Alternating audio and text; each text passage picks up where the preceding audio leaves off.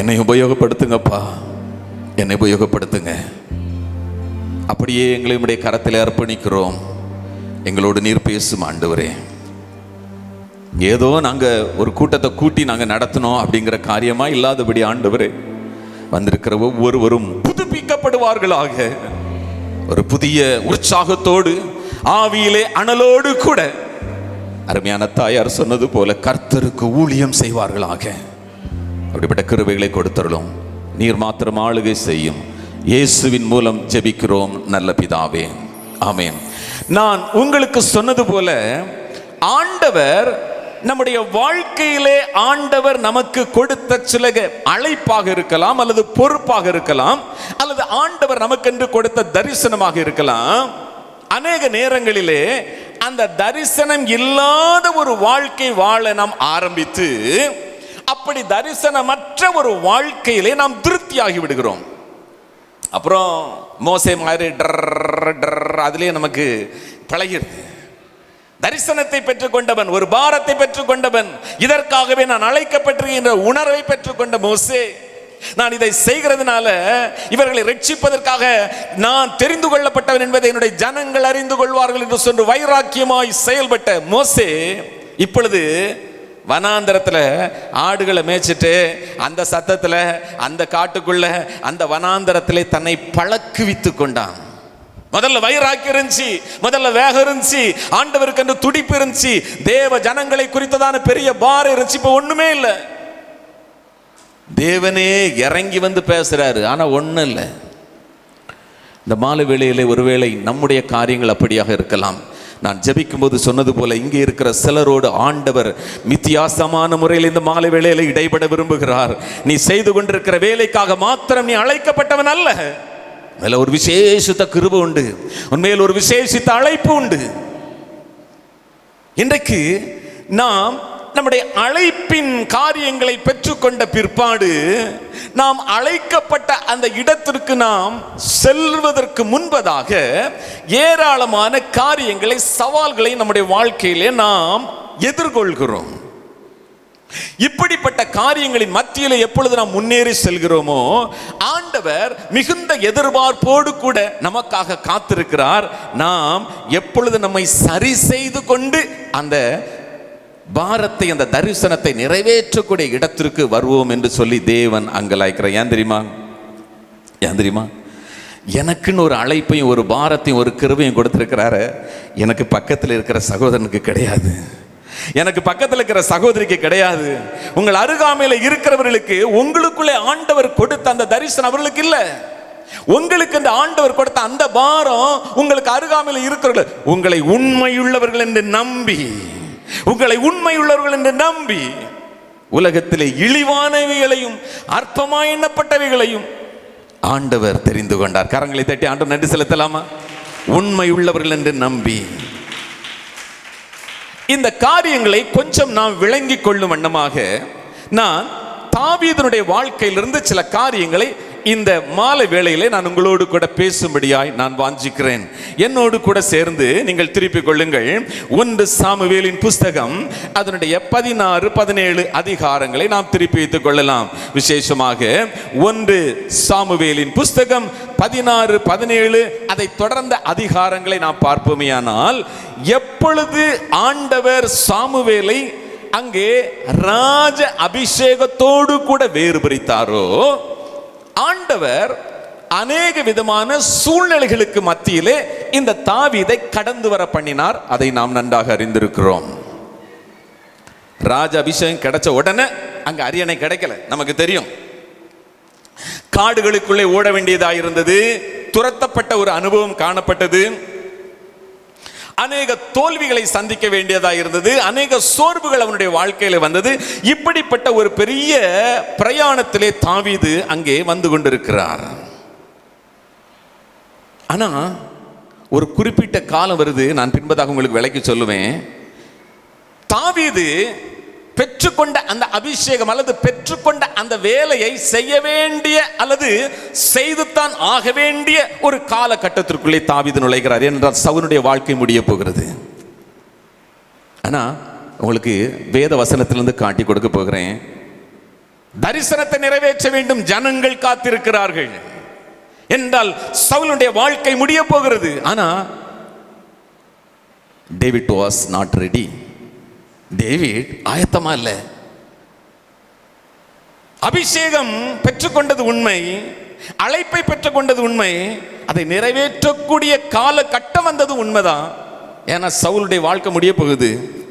ஆனா இந்த தாவீது தயாரா இல்லை. நான் எல்லாரும் விளங்கி கொள்ளும் வண்ணமாக நான் சில காரியங்களை உங்களோடு கூட நான் பேசும்படியா விரும்புகிறேன். கவனமாக என்னுடைய காரியங்களை கேளுங்கள். இந்த தாவீது எப்பொழுது அபிஷேகத்தை பெற்றுக்கொண்டாரோ அப்பொழுது இந்த தாவீதினுடைய வாழ்க்கையிலே சில முக்கியமான காரியங்களை அஸ்திபாரமாக கொண்டிருந்தார். ஆரம்பத்தில் எப்போ ஆண்டவர் நமக்கு அழைப்பை கொடுத்தாரோ, எப்போ நமக்கு ஒரு தரிசனத்தை கொடுத்தாரோ, சில காரியங்களை நாம் அஸ்திபாரமாக வைத்திருக்கிறோம். ஜபம், உபவாசம், துடிப்பு, வேகம், இழக்கிற காரியம், தியாகம். தாவீதுடைய வாழ்க்கையிலே ஆண்டவருடைய அபிஷேகத்தை பெற்ற உடனே அவனுடைய அஸ்திபாரமாய் காணப்பட்ட 3 காரியங்களை முதலாவதாக நான் உங்களுக்கு காட்டிக் கொடுக்க விரும்புகிறேன். என்னோடு கூட சேர்ந்து திருப்பிக் கொள்ளுங்கள். 1 சாமுவேலின் புஸ்தகம் அதனுடைய 17வது அதிகாரம். 1 சாமுவேல் அதனுடைய 17வது அதிகாரம்.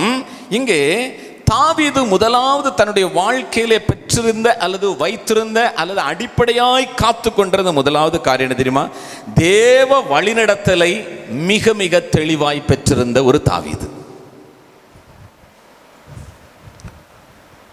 ஆண்டவருடைய வழிநடத்தல், ஆண்டவர் அவனை உந்தி செய்ய சொல்லுகிற காரியம், ஆண்டவர் அவனை ஏவுகிற காரியம், எதற்காக ஆண்டவர் அவனை அபிஷேகித்தார், என்ன செய்ய வேண்டும் என்கிற காரியத்தை எல்லாம் மிக தெளிவாய் உணர்ந்து தேவ சித்தத்தின் அடிப்படையிலே செயல்பட்டு கொண்டிருந்த தாவீதை நாம் இங்கே பார்க்க முடியும்.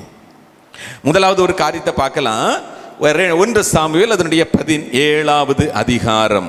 1 சாமுவேல் அதனுடைய 17வது அதிகாரத்தில் தாவீதை இங்கே ஈசாய் தன்னுடைய பிள்ளைகளை பார்க்கும்படியாக, தாவீதுனுடைய சகோதரர்களை விசாரிக்கும்படியாக அங்கே ஒரு வேலையை கொடுத்து அனுப்புகிறார். 17, 18 வசனங்களை வாசிக்கலாம். ஈசாய் தன் குமாரனாகிய தாவீதை நோக்கி, உன் சகோதரருக்கு இந்த ஒரு மரக்கால் வறுத்த பயற்றையும் இந்த 10 அப்பங்களையும் எடுத்துக்கொண்டு ஆலயத்தில் இருக்கிற உன் சகோதரனிடத்தில் ஓட்டமாய் போய் இந்த 10 பால் கட்டிகளை 1000 பேருக்கு அதிபதியானவனிடத்தில் கொடுத்து உன் சகோதரர் சுகமாய் இருக்கிறார்களா என்று விசாரித்து அவர்களிடத்தில் அடையாளம் வாங்கி கொண்டு வா என்றார். நல்ல கவனிங்க. தகப்பனார் 2 விதமான வேலையோடு கூட தாவீதை அனுப்புகிறார். முதல்ல என்னது? அவர்களுக்கு கொஞ்சம் சாப்பிட்றதுக்கு கொஞ்சம் ஆகாரம் 1000 பேருக்கு அதிபதியான இடத்துல கொண்டு கொடுத்துரு, என் பிள்ளைகள் மற்ற பிள்ளைங்களாம் நல்லா தான் இருக்காங்க என்கிற காரியத்தை விசாரிச்சுட்டு வா. இந்த 2 வேலை தான். ஆனா இந்த தாவீதுனுடைய வேலை அதே அதிகாரத்திலே 22வது வசனத்திலே முடிந்து விட்டது. 22வது வசனத்தை வாசிக்கலாம். அப்பொழுது தாவீது தான் கொண்டு வந்தவைகளை இறக்கி ரஸ்துக்களை காக்கிறவன் வசமாக வைத்துவிட்டு சேனைக்குள் ஓடி தன் சகோதரரை பார்த்து சுகமாயிருக்கிறீர்களா என்று கேட்ட தாவீதுக்கு தகப்பனார் சொன்ன வேலை அங்கேயே முடிந்து விட்டது. ராஜா வேறு எந்த வேலையும் கொடுக்கல, தாவீதுடைய சகோதரர்கள் எந்த வேலையும் கொடுக்கல. ஆனா இதே தாவீது அதே அதிகாரத்தின் 29வது வசனத்தை வாசிக்கலாம். அதற்கு தாவீது நான் இப்பொழுது செய்தது என்ன?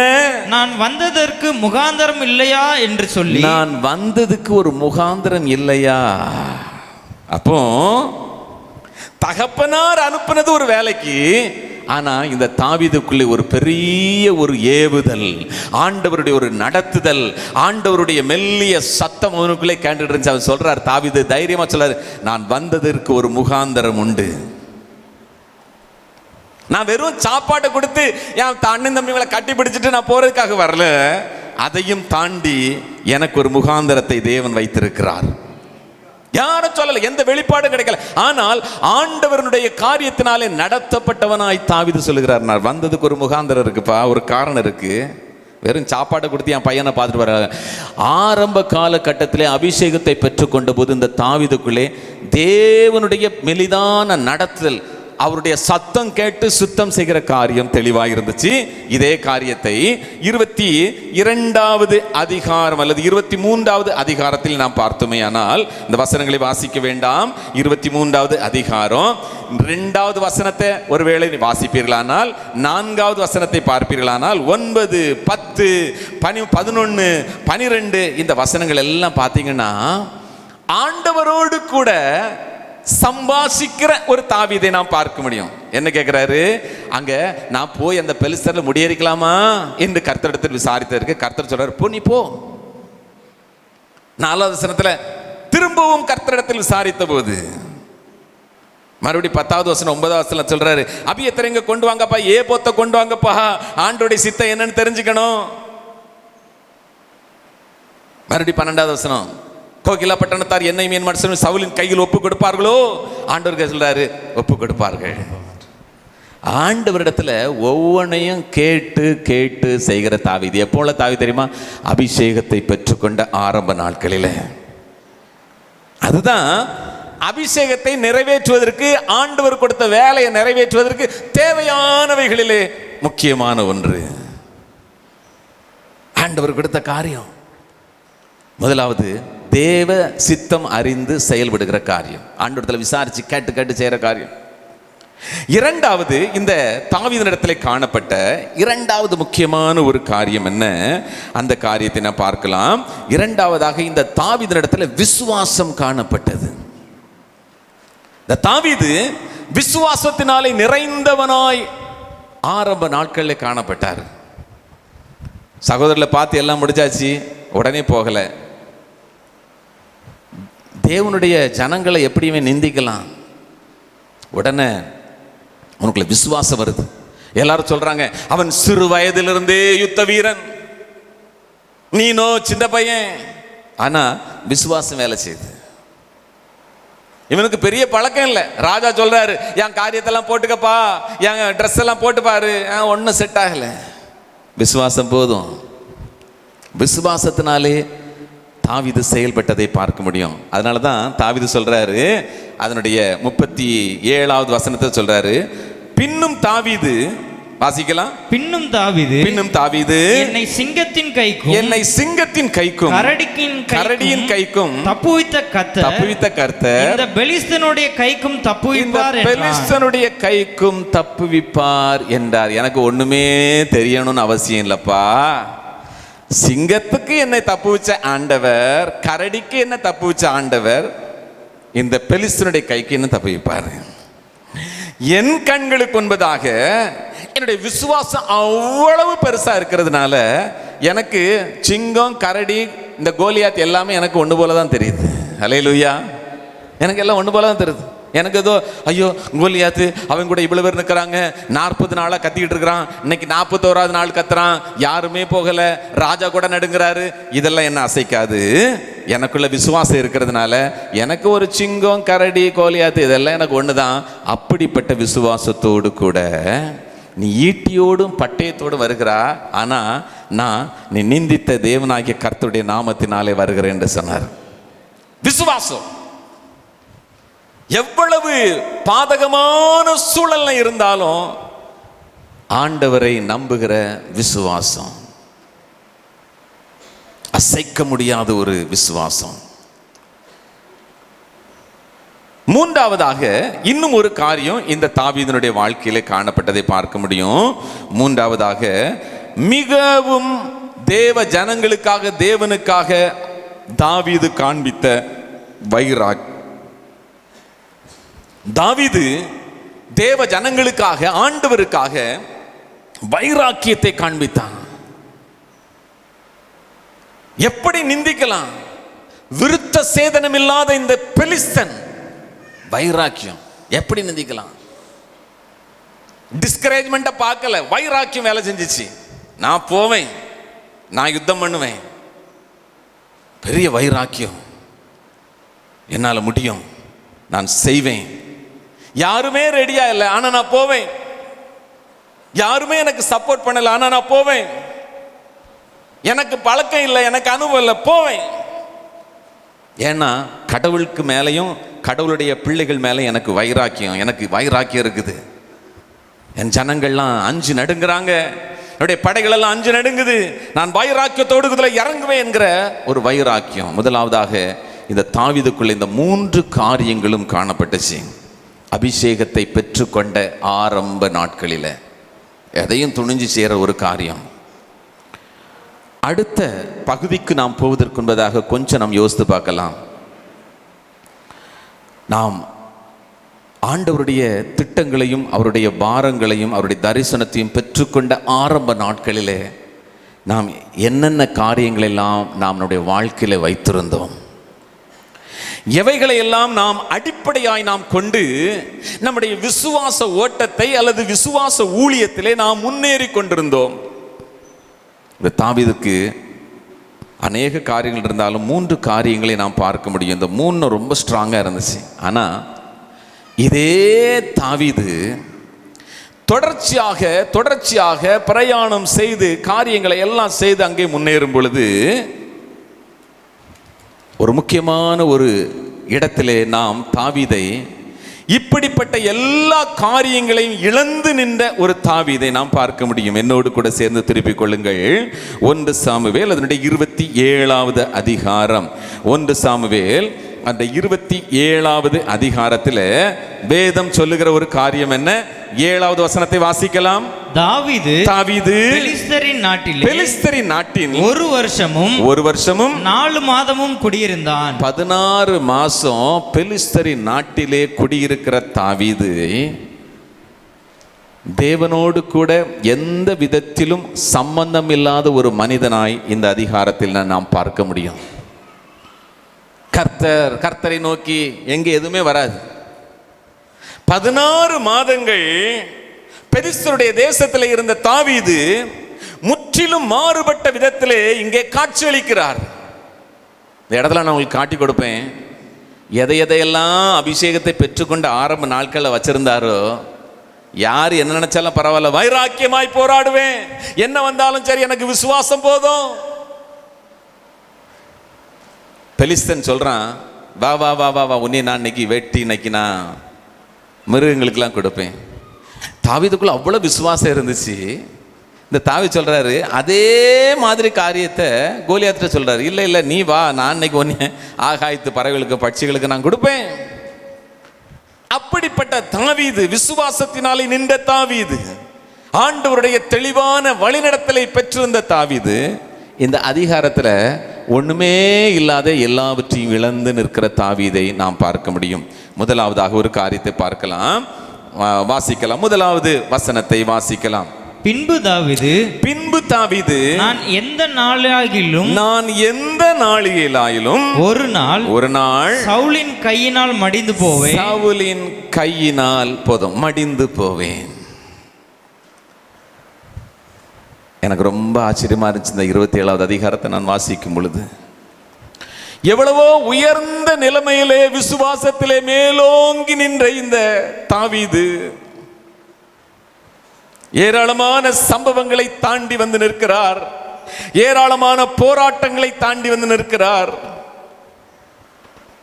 பல கஷ்டங்கள், போராட்டங்கள், துன்பங்கள், அனுபவங்கள். இப்பொழுது நிற்கிற இந்த தாவீது விசுவாசத்தில் பூஜ்யமாகி நிற்கிறார். எனக்கு ரொம்ப ஆச்சரியமா இருந்துச்சு. இது தாவீதுடைய வாயிலிருந்து வருகிற வார்த்தைகளா? தாவீது சொல்றாரு, என்னுடைய அர்த்தம் என்ன? என்னைக்காவது ஒரு நாள் எனக்கு ஒரு முடிவுன்னு இருந்துச்சுன்னா அது சவுல் கையினால தான். விசுவாசமே இல்லாத ஒரு நிலைமையில் எப்படினாலும் இன்னைக்கு இல்லை நாளைக்கு இல்லைன்னா 4 நாள் கழிச்சு நான் இந்த சவுலின் கையினால தான் சாக போகிறேன் என்கிற ஒரு அவிசுவாசம் நிறைந்த ஒரு அவிசுவாசியாய் காணப்படுகிற தாவீது. கொஞ்சம் நம்ம கம்பேர் பண்ணி பார்க்கலாமா? 10 ஆண்டுகளுக்கு முன்பதாக தேவன் நமக்கு ஒரு வசனத்தை கொடுத்திருக்கலாம், ஒரு அழைப்பை கொடுத்திருக்கலாம், ஒரு தரிசனத்தை கொடுத்திருக்கலாம், ஒரு பொறுப்பை, ஒரு வேலையை, ஒரு ஊழியத்தை கொடுத்திருக்கலாம். அந்த ஆரம்ப நாட்களில் இருந்த அதே விசுவாசம் இன்னைக்கு நம்மிடத்துல காணப்படுகிறதா? அவருடைய விசுவாசம் எங்க? அவருடைய விசுவாசம் எங்க? இந்த தாவீதினுடைய வாழ்க்கையில விசுவாசமே இல்லாத ஒரு இடத்திற்கு இந்த தாவீது பூஜ்யமாகிவிட்ட ஒரு சூழ்நிலையிலே நாம் பார்க்க முடியும். கொஞ்சம் கூட விசுவாசம் இல்லை. தன்னுடைய வாயினாலே அறிக்கை செய்கிறான், நான் எப்படியாவது ஒரு நாள் இந்த சவுல் கையினாலதான் சாவேன். ஆண்டவர் சொல்லல. தேவன் அவனை எதற்காக அபிஷேகித்தார் என்பது மிக தெளிவாய் அறிந்திருந்த தாவீது, நான் ராஜாவாக உயர்த்தப்படுவேன், தேவ ஜனங்களுக்கு மேல நான் ராஜ்யம் பண்ணுவேன். ஆனா இந்த காரியம் எல்லாம் இப்போ ஒண்ணுமே இல்லை, எல்லாம் போச்சு. மிக மிக சாதாரணமான ஒரு மனிதனை போல, ஒரு உலகத்தானை போல மாறிவிட்டான். விசுவாசம் மேலோங்கி இருந்துச்சு, இப்போ எல்லாம் போயிருச்சு. இரண்டாவது இன்னொரு காரியத்தையும் பார்க்கலாம். அதே வசனத்துல தொடர்ந்து வாசிக்கலாம். இனி சவுல் இஸ்ரவேலின் எல்லைகளில் எங்கேயாவது என்னை கண்டுபிடிக்கலாம் என்கிற நம்பிக்கை அற்று போகும்படிக்கும் நான் அவன் கைக்கு நீங்களாய் இருக்கும்படிக்கும் நான் பெலிஸ்தரின் தேசத்திற்கு போய் தப்பித்துக் கொள்வதை பார்க்கிலும் நலமான காரியம் வேறில்லை என்று தன் இருதயத்தில் யோசித்து செயல்பட்ட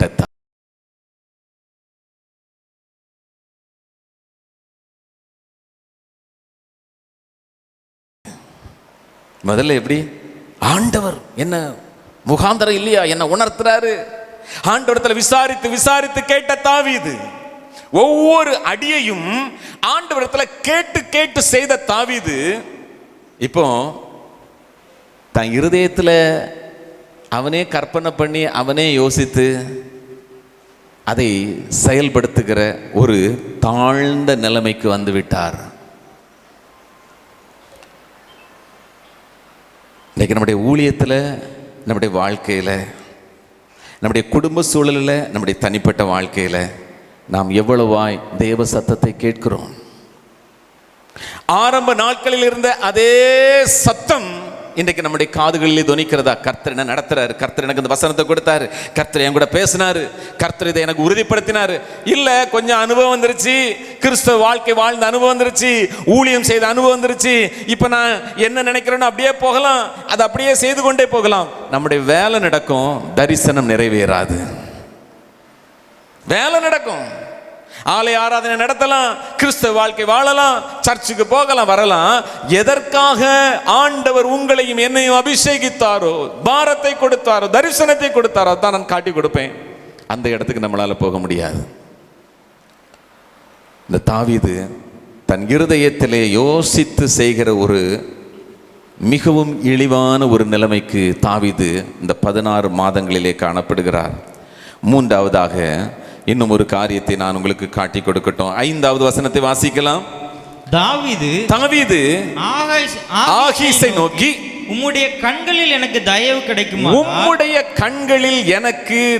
கிடைக்குமானால் நான் வாசம் பண்ணும்படி நாட்டில் உள்ள ஊர்களிலே ஒன்றில் எனக்கு இடந்தாரும் உம்முடைய அடியான் உம்மோடு கூட ராஜாதானி பட்டணத்திலே வாசமாயிருப்பானேன் என்றான். இங்கே பெலிஸ்தருக்கு விரோதமாக வைராக்கியமாய் நின்ற தாவீது வைராக்கியமா இருக்கிறார். கோலியாத்துக்கு முன்பதாக அதே தாவீது இன்னொரு சில அதிகாரங்களுக்கு முன்பதாக நாம் பார்க்க முடியும். தாடியிலெல்லாம் வலிச்சு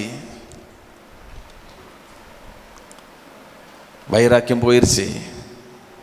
எப்படியாவது கதையை ஓட்டணும், எப்படியாவது காரியங்களை செய்யணும். வைராக்கியமே இல்லாத ஒரு மோசமான நிலைமையில தாவீது கண்ட, ஐயா கொஞ்சம் தயவு பண்ணுங்கய்யா, ஏதாவது பண்ணுங்கய்யா. வைராக்கியம் பூஜ்யம் ஆயிடுச்சு. தேவ சத்தத்தை கேட்கிற காரியம் பூஜ்யம் ஆயிடுச்சு. விசுவாசம் ஒண்ணுமே இல்லாம போயிடுச்சு. இந்த மாலை வேளையில் நம்முடைய வாழ்க்கை கொஞ்சம் யோசித்து பார்க்கலாம். ஆரம்ப நாட்களில் வேதம் சொல்லுகிறது, ஆதியிலே நீ கொண்டிருந்த அன்பை விட்டா என்கிற குறையும் எனக்கு உண்டு. இன்னைக்கு சிலரோடு கூட ஆண்டவர் தெளிவாய் பேச விரும்புகிறார். ஆண்டவர் நமக்கு தரிசனத்தையும் பாரத்தையும் வேலைகளையும் தந்த அந்த ஆரம்ப நாட்களிலே நாம் என்னென்னலாம் காரியங்களை பெற்றிருந்தோம். ஒரு துடிப்பு இருந்துச்சு, ஒரு வேகம் இருந்துச்சு, கையில் காசு இருக்குதோ இல்லையோ செய்வோம் என்கிற ஒரு வேகம் இருந்துச்சு, வயிறாக்கி இருந்துச்சு. இன்னைக்கு சூழ்நிலைகளை பார்த்து, நம்முடைய காரியங்களை பார்த்து, குடும்பத்தை பார்த்து அநேக நேரங்களிலே விசுவாசம் இல்லாத, தேவ சத்தத்தை நாம் கேட்காத அல்லது வைராக்கியம் முற்றிலும் இல்லாத ஒரு நிலைமைக்கு நாம் வந்திருக்கலாம். இந்த மாலை வேளையிலே ஆண்டவர் நம்மை புதுப்பிக்க விரும்புகிறார். நாம் இழந்து போன காரியங்களை எல்லாம் நாம் பெற்றுக்கொள்ளும்படியான ஒரு இடத்திற்கு தேவன் உங்களையும் என்னையும் கொண்டு வர விரும்புகிறார். இங்கே தான் நாம் இன்னும் ஒரு காரியத்தை நாம் இங்கே பார்க்க முடியும். 1 சாமுவேலின் புஸ்தகம் அதனுடைய 30வது அதிகாரத்தை நான் வாசித்த பொழுது எனக்குள்ள ஒரு பெரிய ஆச்சரியமான ஒரு காரியம் காணப்பட்டது. இதில் 2 விதமான காரியங்களை நாம் இங்கே பார்க்க முடியும். முதலாவதாக, எல்லாவற்றையும் இழந்த ஒரு தாவீதை இந்த 30வது அதிகாரத்தின் ஆரம்பத்திலே நாம் பார்க்கிறோம். அதனுடைய சில வசனங்களை நான் வாசித்தோமேயானால், தன்னுடைய மனைவி, தன்னுடைய குமாரர் ஒன்றுமே இல்லாம எல்லாவற்றையும் இழந்த நிலைமையிலே இந்த தாவீது காணப்படுகிறார். 19வது வசனத்தின்படி, ஒன்றும் குறைபடாமல் எல்லாவற்றையும் தாவீது திருப்பிக் கொண்டான் என்று வேதம் சொல்லுகிறது. அப்பன்னா நான் உட்கார்ந்து கொஞ்சம் தியானிக்க ஆரம்பிச்சேன். ஆண்டவரே, எல்லாவற்றையும் தாவீது இழக்கிறார், எல்லாவற்றையும் தாவீது திரும்ப பெற்றுக் கொள்கிறார். ஏன் ஆண்டவரே இந்த சம்பவத்தை தாவீதுடைய வாழ்க்கையில நீங்க அனுமதிச்சீங்க? எல்லாவற்றையும் இழக்கிறாரு, எல்லாவற்றையும் பெற்றுக் கொள்கிறார். ஏன், எதுக்காக ஆண்டவர் இப்படி ஒரு சாப்டரை இல்லைன்னா இப்படி ஒரு சம்பவத்தை தாவீதுடைய வாழ்க்கையிலே ஆண்டவர் இணைக்கிறார்? ஏன் தெரியுமா? இன்னும் கொஞ்ச நாட்களுக்குள்ளாக இந்த தாவீது ஆயத்தமாகணும். கொஞ்சம் கவனமாக கேளுங்க. இன்னும் கொஞ்ச நாட்களுக்குள்ளாக சவுலுடைய காரியங்கள் முடிவு பெறப் போகிறது. சவுலுடைய மரணம் உண்டாக போகிறது. ஜனங்களை ஆளுகிற அபிஷேகத்தை பெற்றுக்கொண்ட தாவீது எல்லாவற்றையும் இழந்த நிலைமையில 30வது அதிகாரத்தில் 27வது அதிகாரத்திலேயே காணப்படுகிறார். அநேக நேரத்தில் நம்ம எப்படி பார்க்கோம்? தாவீது எல்லாவற்றையும் இழந்து போனான், 30வது அதிகாரத்தை தான் நம்ம பார்க்குறோம். இல்லை இல்லை இல்லை இல்லை இல்லை ஆண்டவருடைய பார்வையில் 27வது அதிகாரத்திலே தாவீது எல்லாவற்றையும் இழந்து போனான். இந்த தாவீதை எப்படியாகிலும் கொண்டு வரணும், ஆண்டவர் கொடுத்த அழைப்பை நிறைவேற்றக்கூடிய இடத்துக்கு கொண்டு வரணும். அப்படிப்பட்ட வாஞ்சையோடு ஆண்டவர் அவனை திரும்பவும் கட்டும்படியான ஒரு பெரிய ஏக்கத்தோடு ஆண்டவர் இந்த சம்பவத்தை தாவீதுனுடைய வாழ்க்கையிலே ஆண்டவர் அனுமதிக்கிறார். இது ஏதோ விளையாட்டுக்காக இல்லை, அவனை மறுபடியும் புதுப்பிக்க வேண்டும், அவனை மறுபடியும் கட்ட வேண்டும், அவனுக்குள்ள இழந்து போன காரியங்கள் எல்லாவற்றையும் திரும்ப கொண்டு வர வேண்டும். ஏன்னா இதே நிலைமையில இருந்தா ஆண்டவர் கொடுத்த தரிசனத்தை இந்த தாவீதினால நிறைவேற்ற முடியாது.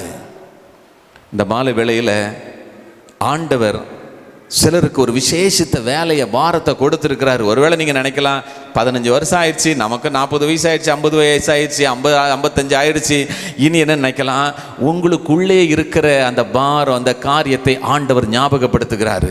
ஆண்டவர் சொல்றாரு, ஏதோ சில காரியங்களை நான் மறுபடியும் உனக்குள்ளே புதுப்பிக்க விரும்புகிறேன், அப்பொழுது என்னுடைய தரிசனம் என்னுடைய வாழ்க்கையின் மூலமாக நிறைவேறும். அப்பொழுதுதான் நிறைவேறும். அப்படிப்பட்ட ஆண்டவர் எப்படி தாவீதை ஆண்டவர் கைவிடலையோ, சரி போனா போயிட்டு போறான் அப்படின்னு நினைக்கல. தாவீது நினைச்சாரு, நான் அவ்வளவுதான் முடிஞ்சு போச்சுன்னு. ஆண்டவர் சொல்லுகிறார், அது முடியல. இன்னைக்கு ஒருவேளை நம்முடைய மனநிலை நமக்குள்ள சொல்லலாம், இல்லை இனி அவ்வளவுதான், இனி என்ன, இப்படியே வாழ்ந்து இப்படியே முடிச்சிடலாம், இப்படியே கொஞ்சம் பேர் இருக்காங்க இப்படியே முடிச்சிடலாம். இல்லை இல்லை இல்லை, ஆண்டவர் சொல்றாரு, இல்லை முடியல முடியல, உனக்கு மேலே நான் வைத்திருக்கிற காரிய அபிஷேகம் வித்தியாசமானது, அதன் மூலமாக நான் செய்ய வேண்டிய காரியத்தை நான் செய்தே தீர்வேன்.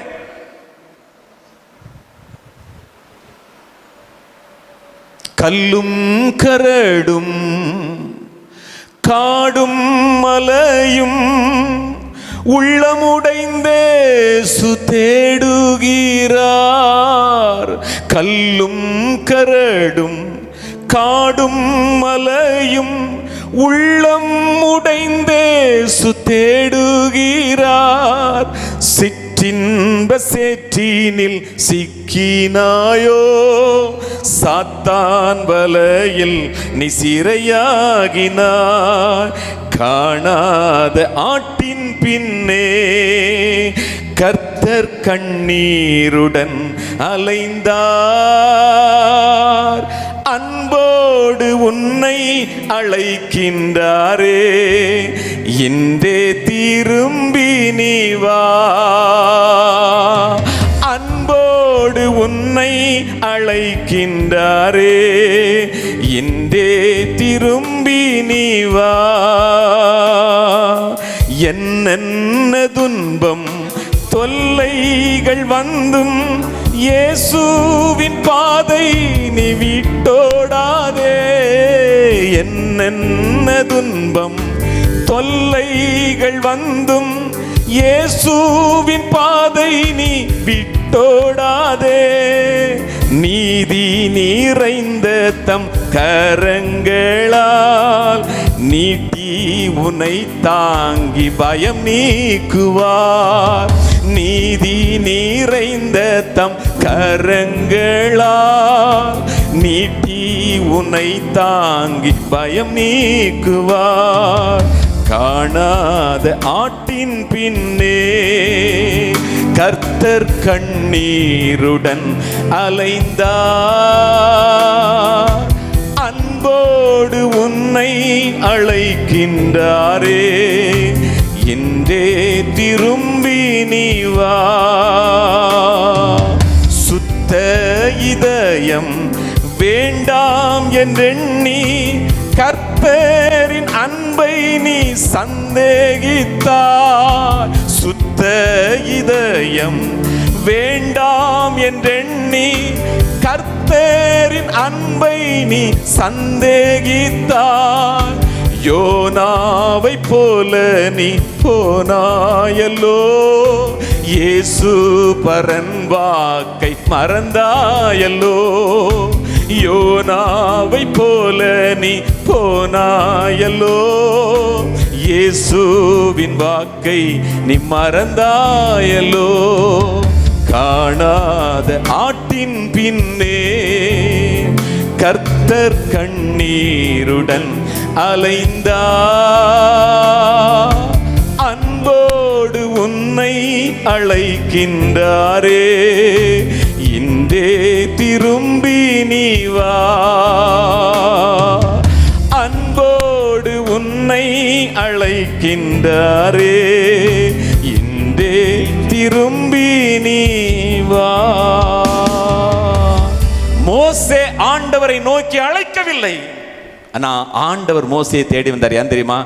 ஆண்டவருக்கு அந்த ஜனங்களின் மேல பாரம் உண்டு. சகோதரனே சகோதரி, இந்த மாலை வேளையில் நீ ஆயத்தம் இல்லாமல் இருக்கலாம், ஆனால் ஆண்டவர் உன்னை தேடுகிறார். ஆதியிலே நீ அபிஷேகத்தை பெற்றுக்கொண்ட, தரிசனத்தை பெற்றுக்கொண்ட நாட்களை நினைத்து பார்.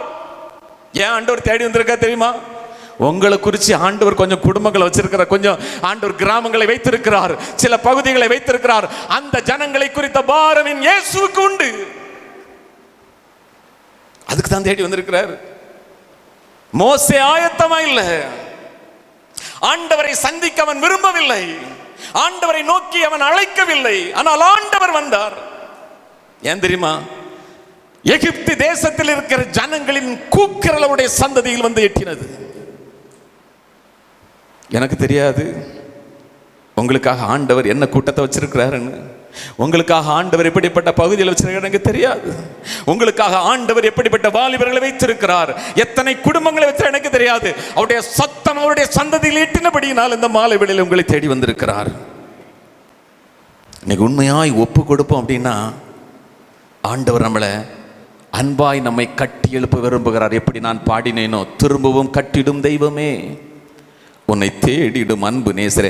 வயசாயிற்று அப்படி நினைக்காதீங்க, காலம் கடந்து போயிடுச்சு நினைக்காதீங்க.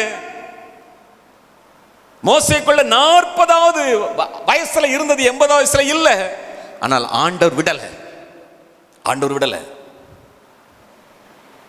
இந்த மாலை வேளையில ஆண்டவர் அன்போடு கூட ஒரு அறைகூவலாய் நம்ம மத்தியிலே வருகிறார்.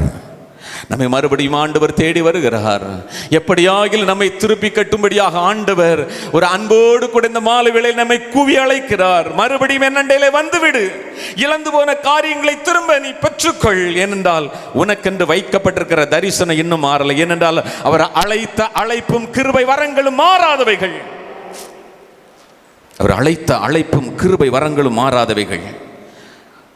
உங்களுக்காக ஆண்டவர் காத்திருக்கிறார். உங்களுக்காக ஒரு கூட்ட ஜனம் காத்திருக்குது.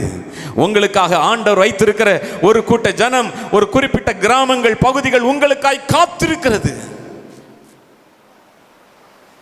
ஆனா ஆண்டவர் தாவீதை கொஞ்சம் வித்தியாசமான முறையில் ஆண்டவர் அங்கே திருப்பி கட்டுறாரு. இந்த மாலை வேளையில அப்படிப்பட்ட ஒரு காரியத்தை உங்களுடைய வாழ்க்கையில, என்னுடைய வாழ்க்கையில ஆண்டவர் செய்யணுங்கிறது என்னுடைய விருப்பம் அல்ல. ஒரு கஷ்டமான ப்ராசஸ், ஹார்ட் ப்ராசஸ், கடினமான ஒரு பாதையின் வழியாய் தாவீதை கொண்டு போய் தான் என்னென்னலாம் மறந்துட்டாரோ, எதையெல்லாம் இழந்தாரோ, அத ஆண்டவர் திரும்ப கொண்டு வந்து எதற்காக அழைத்தார்? அந்த சிங்காசனத்திற்கு மேல தாவீதை உயர்த்தி வைக்கிறார். இந்த 30வது அதிகாரத்தை அந்த கண்ணோட்டத்தில் நம்ம பார்த்தோம்னா நம்ம பார்க்கலாம். இங்கே வாசிக்கலாம். இப்பொழுது 30வது அதிகாரம் அதனுடைய 1வது 2வது வசனங்களை வாசிக்கலாம். தாவீதும் அவன் மனுஷரும் 3ஆம் நாளிலே சிக்லாகுக்கு வந்து சேருகிறதுக்குள்ளே அமலேக்கியர் தென்புறத்து சீமையின் மேலும் சிக்லாக்கின் மேலும் விழுந்து சிக்லாக்கை கொள்ளையடித்து அதை அக்கினியினால் சுட்டெரித்து அதிலிருந்த ஸ்திரீகளாகிய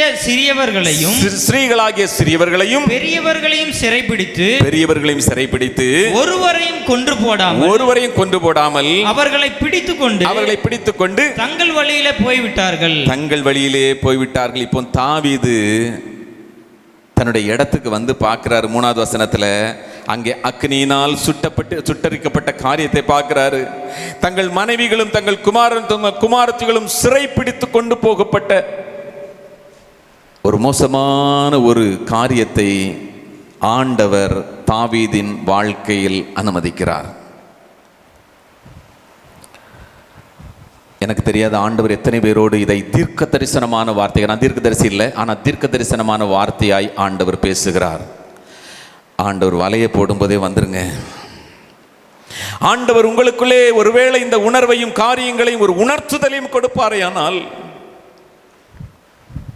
ஏன்னா உங்க மேல ஆண்டவர் கொடுத்த தரிசனம் ஒருவேளை ஆண்டவருக்கு ரொம்ப முக்கியமா இருக்குது அப்படின்னா, உங்களால் செய்யப்பட வேண்டிய வேலை, அதோடு கூட சம்பந்தப்பட்ட ஜனங்கள் ஆண்டவருக்கு ரொம்ப முக்கியமானது ஒண்ணு அப்படின்னா, ஆண்டவருக்கு வேற வழி இல்லை, தூண்டலையும் போடுவதற்கு அவர் ஆயத்தமாகவே இருப்பார். இந்த தாவீதினுடைய வாழ்க்கையில எல்லாத்தையும் இழந்து போறார். மனைவிமார்கள், பிள்ளைகள் எல்லாத்தையும் இழந்த நிலைமையில தன்னோடு கூட இருந்த ஜனங்களையும் இழந்த காரியத்தை இங்கே நாம் பார்க்க முடியும். இங்கே பார்க்கலாம். 6வது வசனத்தில் என்ன போட்டிருக்குது? தாவீது மிகவும் நெருக்கப்பட்டான். சகல ஜனங்களும் தங்கள் குமாரர் குமாரத்திகளின் நிமித்தம் மனக்லேசமானதினால் அவனை கல்லெறிய வேண்டும் என்று சொல்லிக் கொண்டார்கள். அவனை கல்லெறிய வேண்டும் என்று சொல்லக்கூடிய இடத்திற்கு இங்கே தாவீது வருகிறார். தான் மனைவிமார்கள் மட்டுமல்ல, தன்னோடு கூட இருந்தவருடைய மனைவிமார்கள், பிள்ளைகள் எல்லாரோடு கூட மாத்திரமல்ல, தன்னோடு கூட இருந்த ஜனங்களையும் இழந்து நிற்கிற தாவீது எல்லாத்தையும் இழந்துட்டார். இவங்க கூட தான் தாவீது யுத்தம் பண்ணாரு, இவங்க கூட தான் தாவீது படுத்தாரு, எந்திரிச்சாரு, உட்கார்ந்தாரு, டிராவல் பண்ணாரு. அநேக நேரங்களில் ஒருத்தர் காப்பாற்றிருக்கலாம். இப்படிலாம் இருந்த டீம் இப்போ அதுவும் தாவீது இடத்துல இல்லை, போயிடுச்சு. தனி மனிதனாய் இப்பொழுது தாவீது எல்லாவற்றையும் இழந்த நிலைமையிலே தாவீது அங்கே காணப்படுகிறார். ஒண்ணுமே இல்லை. அப்படி ஒரு இடத்திற்கு ஆண்டவர் இந்த தாவீதை எப்பொழுது கொண்டு வந்தாரோ அப்பொழுது முதலாவது நடந்த காரியம் என்ன தெரியுமா? அது தொடர்ந்து வாசிக்கலாம். தாவீது தேவனாகிய கர்த்தருக்குள்ளே தன்னை திடப்படுத்திக் கொண்டான். கரங்களை தட்டி ஆண்டவர் நன்றி செலுத்தலாமா? 16 மாதங்கள் தேவனற்ற நிலைமையில இருந்த தாவீது, விசுவாசம் பூஜ்யமாய் இருந்த தாவீது, எப்படினாலும் சவுல் கையால தான் நான் சாக போறேன் அப்படிங்கிற ஒரு அவிசுவாசியா இருந்த தாவீது இப்பொழுது மறுபடியும் அந்த விசுவாசம் துளிர் விட ஆரம்பிக்கிறது. நடந்த அந்த காரியத்தின் நிமித்தமாக முதலாவது தாவீது செய்த காரியம், தாவீது கர்த்தருக்குள் தன்னை திடப்படுத்தினார். இழந்து போன காரியங்களை தாவீது பெற்றுக் கொள்ளுகிறார். ஏதோ ஆடு மாடு மனைமார்கள் இல்ல, தன்னுடைய வாழ்க்கையிலே 30வது அதிகாரத்தில் இழந்து போனவர்களே அல்ல, 27வது அதிகாரத்திலே இழந்து போன எல்லாவற்றையும் தாவீது ஒவ்வொன்றாய் திருப்ப பெற்றுக் கொள்ளுகிறார். இதன் மத்தியில் ஆண்டவருடைய பாரம் என்ன தெரியுமா? ஏன் இந்த 30வது அதிகாரத்தில் தாவீது போட்டு ஆண்டவர் ஒன்றும் இல்லாமல் போட்டு உருட்டி எடுக்கிறார் தெரியுமா? ஆண்டோடைய உள்ளத்திலிருந்து வர்ற சத்தம் இப்படியா இருந்திருக்கும், தாவீது எனக்கு அந்த பழைய தாவீது வேணும், நான் அபிஷேகத்தில்லப்பா, கரவலாடுகளுக்கு பின்பதாக இருந்த உன்னுடைய வீட்டாரே ஒரு எண்ணிக்கையில கொண்டு வரல, அப்படிப்பட்ட நிலைமையில் இருந்த தாவீதே நான் உன்னை தெரிந்து கொண்டேன் அல்லவா, எனக்கு அந்த தாவீது வேணும், எனக்கு அந்த தாவீது வேணும், இப்போ உள்ளதில்லை. இன்றைக்கு இந்த மாலை வேளையிலே நம்ம மத்தியிலே ஆண்டவர் நம்முடைய உள்ளத்துக்குள்ள இந்த இதை கொண்ட ஆண்டவர் பேசலாம். என்னுடைய காதுகளிலே ஆண்டவர் இந்த சத்தத்தை கொண்டு வரலாம். எனக்கு இப்ப இருக்கிற இந்த ஆளு தேவையில்லை, இந்த சுபாவம் தேவையில்லை, இந்த வாழ்க்கை தேவையில்லை, எனக்கு அந்த பிள்ளை எனக்கு வேணும். நான் அழைக்கப்பட்ட பொழுது இருந்த அதே தாவீது, நான் அபிஷேகித்த பொழுது இருந்த அதே தாவீது, ராஜாவாக நான் ஒரு வேலையை கொடுத்தேன், அந்த தாவீது எனக்கு வேணும். ஆண்டவர் அதை பார்க்கறதுக்காக தான். அப்ப இந்த தாவீதுக்குள்ள முதலாவதாக வருகிறது, என் கூட இருந்தவங்க என் கூட இல்லை, இப்போ மனைவிமார்கள் யாருமே இல்லை, இப்போ எப்போ ஒன்றும் செய்ய வேண்டாம், பதட்டப்படாதீங்க, உட்காருங்க, நான் உங்களுக்கு சொல்கிறேன், நம்பிக்கை இழக்காதீங்க, இப்படிலாம் சொல்லலை, கல்லெல்லாம் தூக்கிட்டு ரெடியாக இருக்கிறாங்க. அப்போ தாவீது சொல்றாரு, என்ன வந்தாலும் நம்புவே என் நேசர் இயேசுவை, யார் கைவிட்டாலும் பின் செல்வேன் எனது இயேசுவை, அகல ஆழ உயரமாய் எவ்வளவு அன்பு கூர்ந்தார், என்ன கஷ்டங்கள் வந்தாலும் அவர் என்னை கைவிட மாட்டார், என்ன கஷ்டங்கள் வந்தாலும் அவர் என்னை கைவிட மாட்டார், என்ன வந்தாலும் நம்புவேன், யார் கைவிட்டாலும் பின் செல்வேன், ஏனென்றால் அவர் என்னை நேசித்த நேசம் அவ்வளவு பெருசு. என் தகப்பனாருக்கே என்ன நான் எண்ணிக்கையில் வரல, நான் எங்கேயோ இருந்தேன். சாமுவேலுக்கு கேட்க வேண்டியதாயிருச்சு, எப்பா இவ்வளவுதான் உன் பிள்ளைகளா, கேட்க வேண்டியதாயிருச்சு.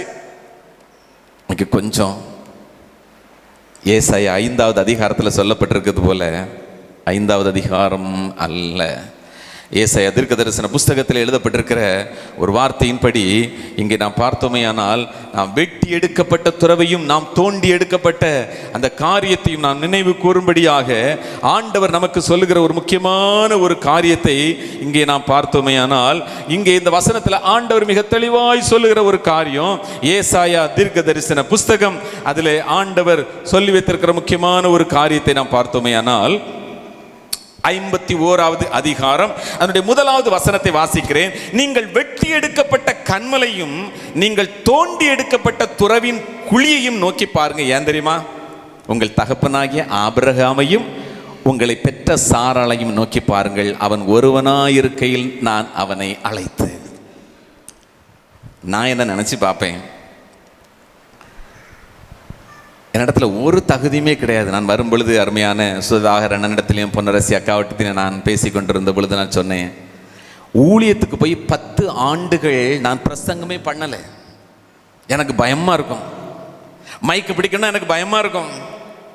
10 வருஷம் எப்பெல்லாம் சவுத்துக்கு வருவனோ, ஒருவேளை வாசனை எனக்கு தெரியும் அப்படின்னா வாசனை பக்கம் நான் தலை காட்டி படுக்க மாட்டேன், வரமாட்டேன். எங்கேயாவது பேச சொல்லிடுவாங்கன்னு சொல்லி பயந்து பயந்து ஓடுவேன். வேற எங்கேயாவது பகுதியில் தான் இருப்பேன், ஃபோனில் தான் பேசிக்கிடுவேன். அப்படி 10 ஆண்டுகள் நான் இருந்தேன். இடத்துல ஒரு தாளந்தும் கிடையாது, ஒரு திறமையும் கிடையாது. முதல் முறையாக நான் ஒரு இடத்துல பாட்டு பாடினேன். இப்பவும் எனக்கு ஸ்கேல்லாம் தெரியாது. எனக்கு சொல்லி கொடுத்தாங்க, டி மைனர்னு சொல்லுங்க அப்படின்ட்டு. எனக்கு தெரியாது, தகுதி இல்லாத ஒரு மனுஷன், எனக்கு ஒன்றுமே தெரியாது. முதல் முறையாக ஒரு இடத்துல 20 நிமிஷம் ஒர்ஷிப் நடத்தினேன். ஒர்ஷிப் நடத்திட்டு கீழே இறங்கும் பொழுது என் வயசில் பாதி இருந்த ஒரு தம்பி என் தோளில் கை போட்டு சொன்னான், டைரெக்டாக அட்டாக் பண்ணான். சொன்னான், அண்ணே மியூசிக்கில் போய் அப்படின்னா. அப்படி தான் என்னுடைய ஆரம்பம் இருந்துச்சு. அப்படி தான் இருந்தேன் நான். என்னை இவ்வளவு அன்பாய் தேடி வந்தார். ஆயிரங்களுக்குள்ளே கோடிகளுக்குள்ளே ஆண்டவர் என்னை தெரிந்து கொண்டார். இன்னைக்கு ஆண்டவர் உங்களுக்கு அழைப்பை கொடுத்திருக்கலாம். போதகர்களாக இங்கே நீங்க வந்திருக்கலாம், விசுவாசிகளா இங்க வந்திருக்கலாம். ஆண்டவர் உங்களுக்கு ஒரு பாரத்தை, ஒரு பொறுப்பை, ஒரு வேலையை கொடுத்தாரு. அது யாருக்குமே கிடைக்காத ஒரு காரியம். உங்களை ஆண்டவர் தகுதி இல்லாத நிலைமையிலையும் அவர் உங்களை நம்பினார்.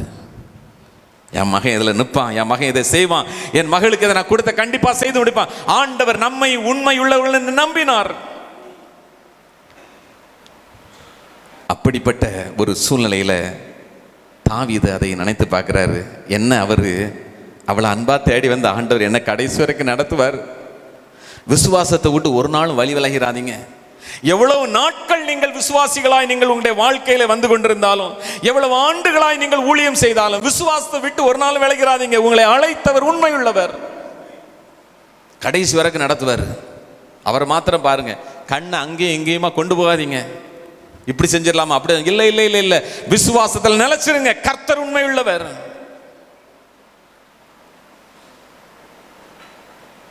இந்த தாவீதுக்குள்ள அந்த காரியம் மறுபடி வருது. சொல்றாரு, என் படை தளபதிகளையும் என்னோடு கூட எனக்காக யுத்தத்திலே நின்றவர்களையும் அவர்களுக்காக நான் செய்த காரியம் இதெல்லாம் நான் நினைச்சு பார்க்க மாட்டேன். நான் கர்த்தரையே நம்புவேன். என்னுடைய நம்பிக்கை, என்னுடைய விசுவாசம் எல்லாவற்றையும் என் தேவன் மேல நான் கொடுப்பேன். இந்த தாவீதுக்குள்ள மறுபடியும் வருது. ஆண்டவர் பார்க்கிறாரு, ஓ இந்த தாவீதை தான் நான் எதிர்பார்த்தேன், இந்த தாவீதை தான் நான் எதிர்பார்க்கிறேன்.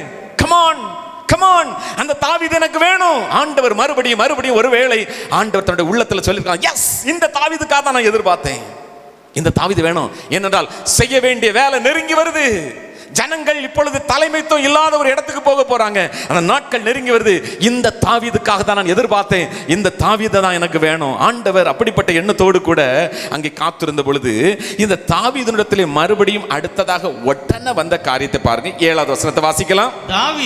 தாவீது அமலேக்கின் குமாரனாகிய அபியத்தார் என்னும் ஆசாரியனை நோக்கி, ஏபோத்தை என்னிடத்தில் கொண்டு வா. அபியத்தார் ஏபோத்தை தாவீதிடத்தில் கொண்டு வந்தான். தாவீது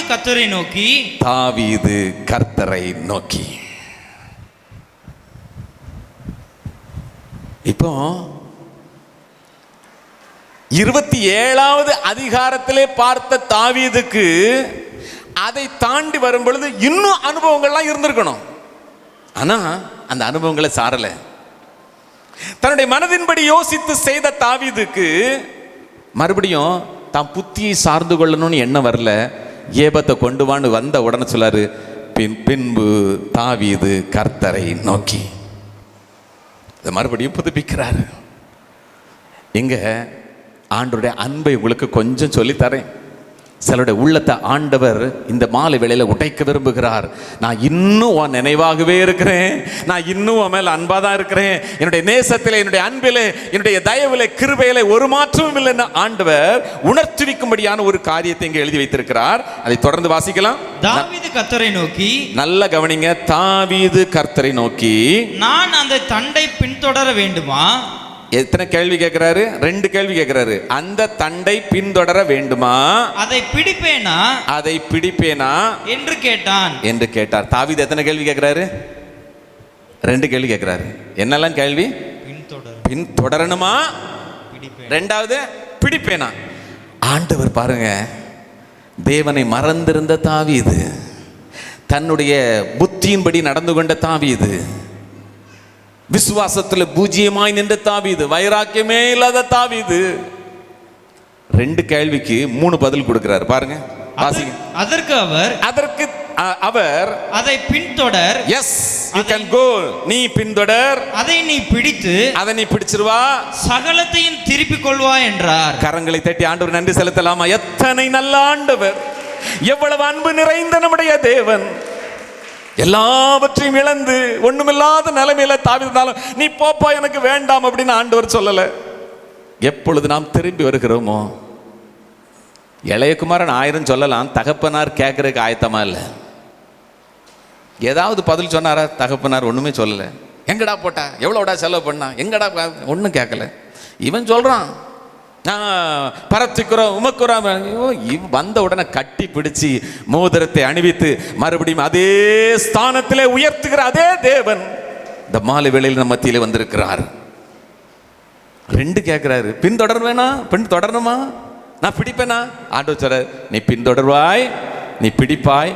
அதோடு கூட ஆண்டவர் எக்ஸ்ட்ரா பேசுறாரு, நீ சகலவற்றையும் திருப்பிக் கொள்வாய்.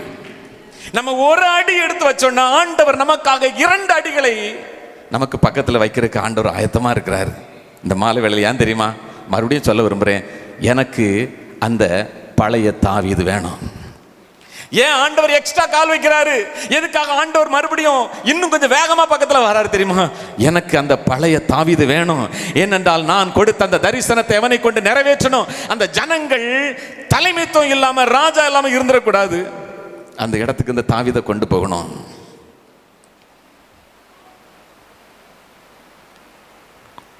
மறுபடியும் ஆண்டவரோடு கூட பேசுகிற, கேட்டு செய்கிற இடத்துக்கு வருகிறார். 3ஆவதாக இதே தாவீதினுடைய காரியத்தில் இன்னும் ஒரு காரியங்களை பார்க்கலாம். இங்கே இந்த தாவீது 17வது வசனத்தை வாசிக்கலாம்.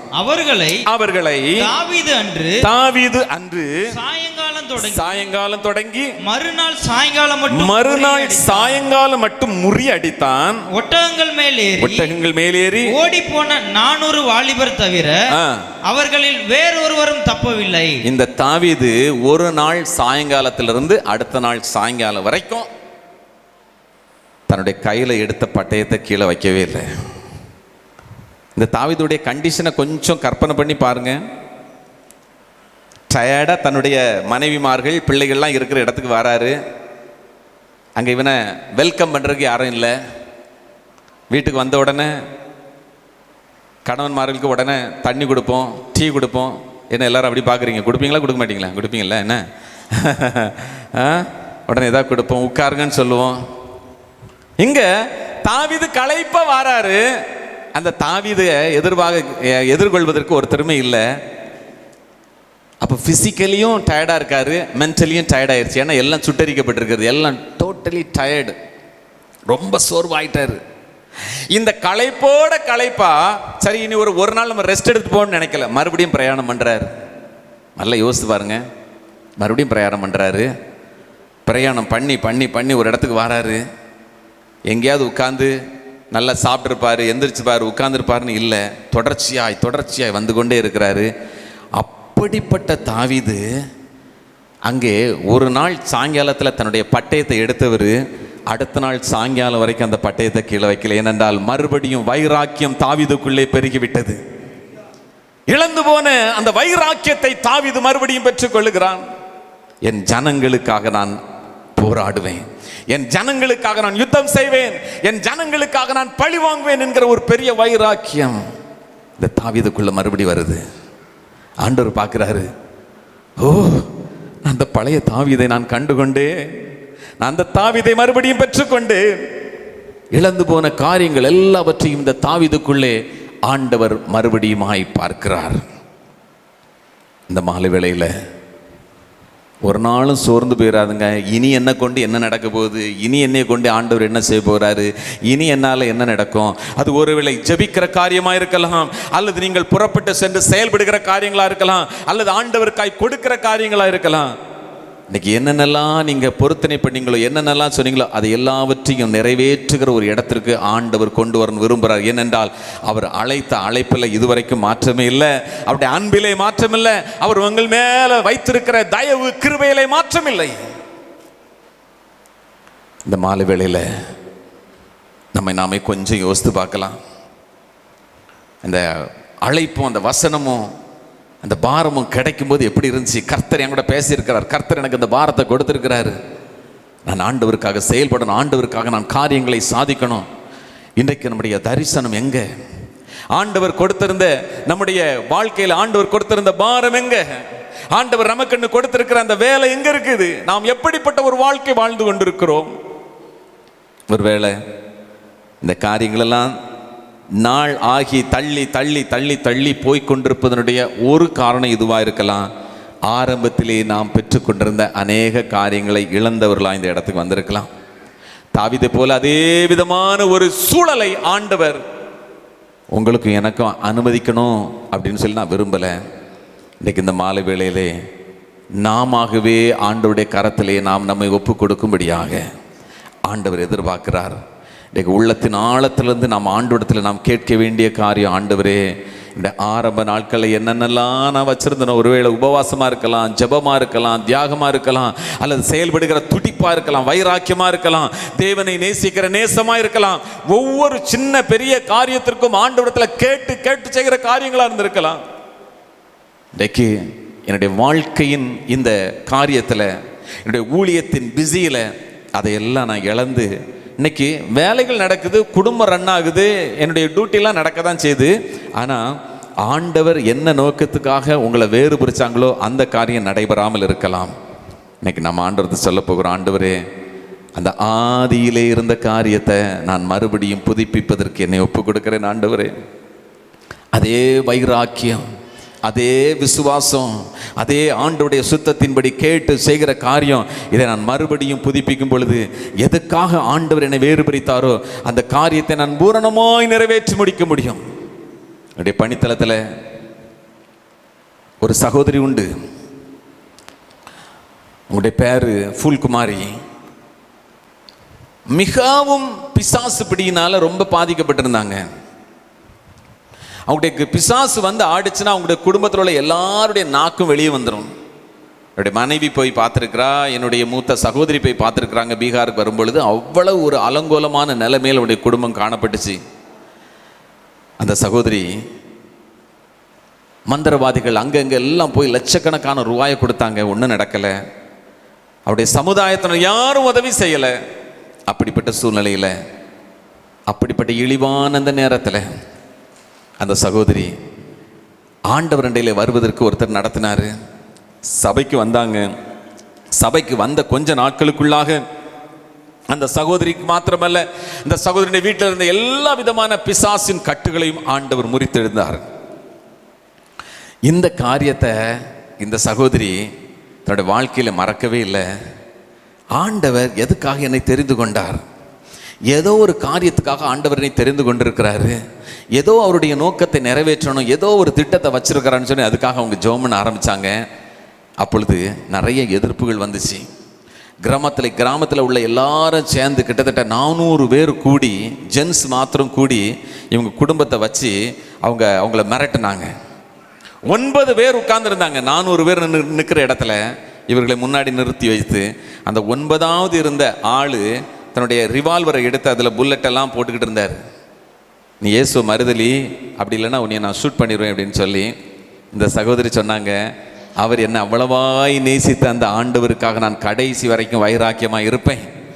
என்னை அவ்வளவாய் நேசித்து என்னை விடுவித்த ஆண்டவரை நான் கடைசி வரைக்கும் நேசிப்பேன். என்னுடைய நேசத்தில் ஒரு நாளும் குறை வராது. இந்த ரிவால்வரை உள்ளே வச்சுட்டாங்க. இவ்வளோ தைரியமாக பேசுகிறாளேன்னு சொல்லி அவருடைய தேவதைகளுக்கு முன்பதாக கொண்டு போய் மிரட்டி அவங்கள அனுப்பிட்டாங்க. இந்த சகோதரிக்குள்ளே இருந்த வைராக்கியம் இன்னும் அதிகமாக ஆரம்பிச்சிருச்சு. அதனுடைய விளைவு என்ன தெரியுமா? இன்றைக்கு அந்த சகோதரியினுடைய குடும்பத்தில் மாத்திரம், நல்ல உயர் ஜாதி இனத்தை சார்ந்தவர்கள், அவங்களுடைய குடும்பத்தில் மாத்திரம் 80க்கும் மேற்பட்டவர்கள் தேவனிடையில வந்து ஞானஸ்நானம் எடுத்து சபைகளை சேர்ந்திருக்கிறாங்க. அது மாத்திரமல்ல, இன்றைக்கு முழு ஜெம்ஸுக்கும் போய் பெண்கள் மத்தியில் ஊழியம் செய்யக்கூடிய ஒரு வாய்ப்பையும் ஆண்டவர் கொடுத்திருக்கிறார். இந்த வைராக்கியம், அவங்க கணவனார் எப்பெல்லாம் இவங்களை ஊழியத்துக்கு அனுப்புவாங்களோ அப்போ இதை சொல்லி அனுப்புவாராம், தைரியமா போயிட்டு வா, இந்த உலகத்திலே இருக்கிறதுக்காக யாருமே வரல, போயிட்டு வா. நிரந்தரமா இந்த உலகத்தில் தங்குறதுக்காக யாருமே வரல, தைரியமா போயிட்டு வா. ஏனென்றால் அவர் நமக்கு பாராட்டின தயை ரொம்ப பெரிசு. அப்படி நோக்கத்தை நிறைவேற்று. இன்னைக்கு இந்த மாலை வேளையில் ஆண்டோடைய சமூகத்திலே வந்திருக்கிற நாம் நம்மை நாமே ஆராய்ந்து பார்க்க வேண்டிய ஒரு சூழலில் வந்திருக்கிறோம். நம்ம எல்லாரும் எழுந்து நிற்கலாம். தேவ சமூகத்தில் கொஞ்ச நேரத்தில் முடிச்சிருவோம். தேவ